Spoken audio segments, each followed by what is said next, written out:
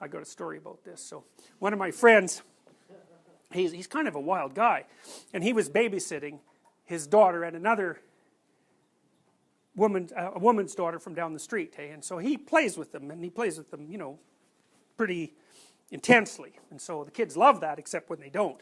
So what he's doing is he likes to chase his daughter around with this remote control car, you know. So he's chasing his daughter around with this remote control car, and she's having a fine time, and her friend is there, and she's also running away from the remote control car, and you know, they're having fun, and then the two girls run into the closet and hide. And so my friend is like roaring the car up against the outside of the closet and scratching at it a little bit, and then his daughter says, Daddy, you have to stop. My friend is crying and it's for real. It's like, okay, so he's feeling pretty bad about that, so he takes the little kids out, and he's picking up the daughter and giving her a pat, and then she's pretty upset, she's wailing away about this, and then the doorbell rings, and it's the girl's mother, and then he's thinking, I just chased this girl into the closet, and then made like scratchy monster noises on the outside, and now she's really upset. How exactly am I going to explain this in a way that doesn't make me look like a pathological beast? So, and he is kind of a pathological beast, so it's a good question. But anyways, you see, hopefully you see the point there. So all right, now, the question that he posed to his neighbor was, where in the hierarchy did I go wrong? And what he was afraid of was that her response would be, if you chased my child into the closet and then made monster noises and scared her so much that she's this upset, that doesn't mean you don't know how to play with the baby. That means that you are not a good person. Right. Right. So you can see how that inference can propagate itself up this chain. Now, generally speaking,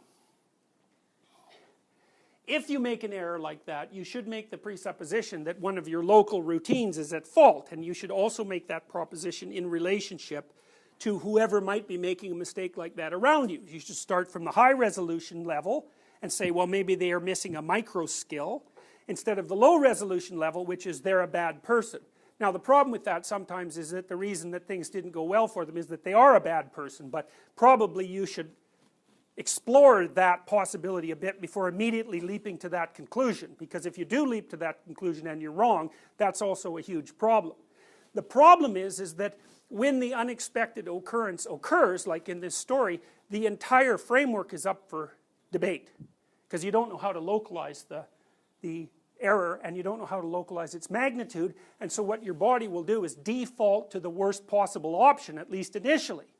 And that makes sense, because that's a defensive reaction, right? And that can really get out of hand. I mean, it got out of hand with the daycare scandals in the 1980s, when, you know, there were daycare centers all over the United States and Canada where there were these horrible stories emerging of satanic ritual abuse in the daycare centers. And it's like, well, that's pretty bad. You go up to the top and you say, not only are you not a good person, you're actually Satan himself, or, you know, a pretty good approximation, a sufficiently good approximation so the title is accurate. So, and that caused a lot of people a tremendous amount of trouble, but it's an a priori undifferentiated natural response. And the category of Satan, so to speak, is individual human being as hyper-predator. That's a perfectly reasonable category, because individual human beings are hyper-predators. So, luckily enough, that's not all we are. So, alright, so the idea in some sense is that when you're walking along and something unexpected happens to you, you basically fall into a hole. And the hole is the complexity that's underlying your presuppositions. And that's a whole different place. And then the next proposition I would say to you, a next proposition I would like to lay out is that we actually represent that domain symbolically. And we represent it, first of all, often as a hole. So it's the water you plunge into when the ice beneath your feet breaks, the thin ice you're always skating on. It's the underworld of the ancients. It's hell. It's the place you go when you're desperate and anxious and unhappy. It's the source of all terrible things, but at the same time it's also the source of all possibility, because as the unexpected itself, as the anomalous itself. It's not only everything that can terrify and destroy you, but it's also everything new that can emerge as a consequence of old habits and presuppositions falling apart. They're erroneous. And so I would say one level of representation that we use for that domain and for the denizens of that domain is prey animal. And so that's roughly toothy reptile.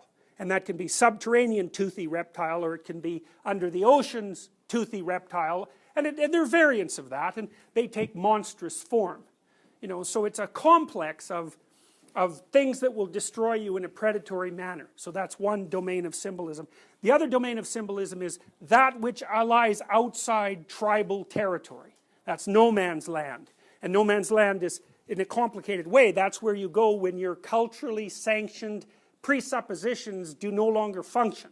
It's a weird thing, because on the one hand you could go outside the borders of your community, you know, as a physical act.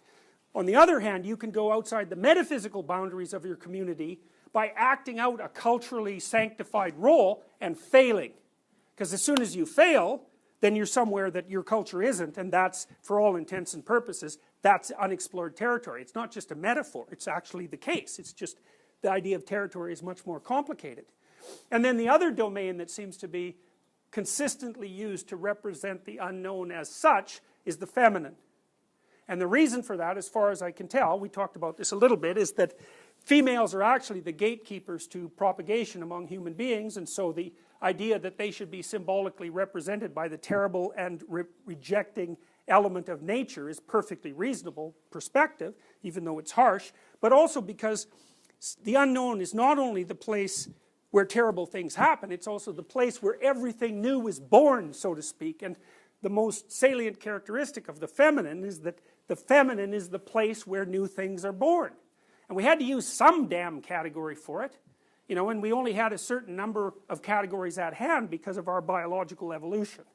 So what happens is you're wandering around in your life and then you fall into a hole. And the question is, how big is the hole? And at the moment you're falling, you don't know. So I have another story. So I had a friend he used to hang out in the bush in British Columbia. And now and then he would be tromping around there out in the winter, and sometimes he'd cross rivers. And one time he was crossing a river that was covered with snow, and he fell through the surface. Now, he was very lucky, because what he had fallen through was a bubble of ice. So he fell about 4 feet and he hit the ice again. But you can imagine what must have been going on in his little sphere of the world during the 1/10 of a second where he was falling before he hit the new ice.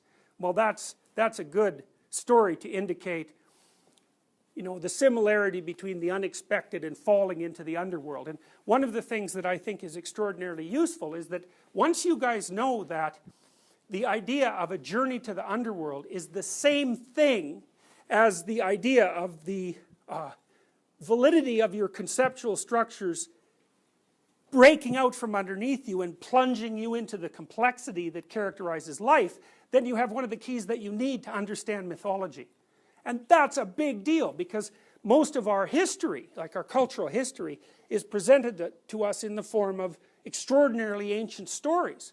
And the categories those stories use, are, as far as I can tell, are the categories that I'm outlining to you. And once you know what the categories mean, then you can read the stories and they make sense. And that's a mind-bogglingly important thing, because some of the stories that we're going to be studying, like, people worked on those things for 150,000 years.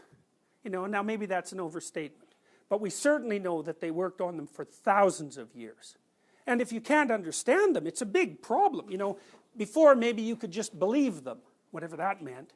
But people, modern people, can't do that anymore, because, partly because, I think, because we've developed a new kind of cognitive system that essentially responds to the world as if it's a place of objective material. But, and that's fine, it's really useful. Maybe it'll kill us, but it's certainly useful.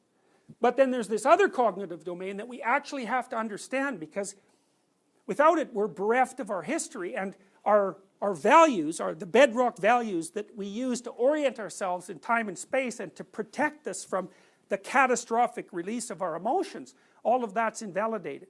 And you might say, well, you know, does that really matter? And it's like, Well, I don't know how many of you have gone through nihilistic periods in your life, but I suspect that it's more than one or two. So that's one danger, is that when the validity of your value system is demolished, then you end up in a place where everything's so terrible and overwhelming that you cannot survive. And one response to that is you become nihilistic and depressed and anxious, and that's not merely psychological, that's really hard on you. It can undermine your entire will to live, it can even drive you to suicide. And the other option is you adopt some moronic totalitarian ideology that purports to explain everything with a few simple axioms. And that's equally catastrophic, because that makes you immediately a danger to anyone who doesn't believe what you believe. Plus you're fragile, because, you know, if it's a simplistic but coherent ideology, like the idea that all knowledge systems are motivated only by the pursuit of power, it's like, good luck implementing that in the world, you know. You'll find out pretty soon that that sort of theory is just not going to get you anywhere at all. So it makes you brittle and fragile. So, all right, so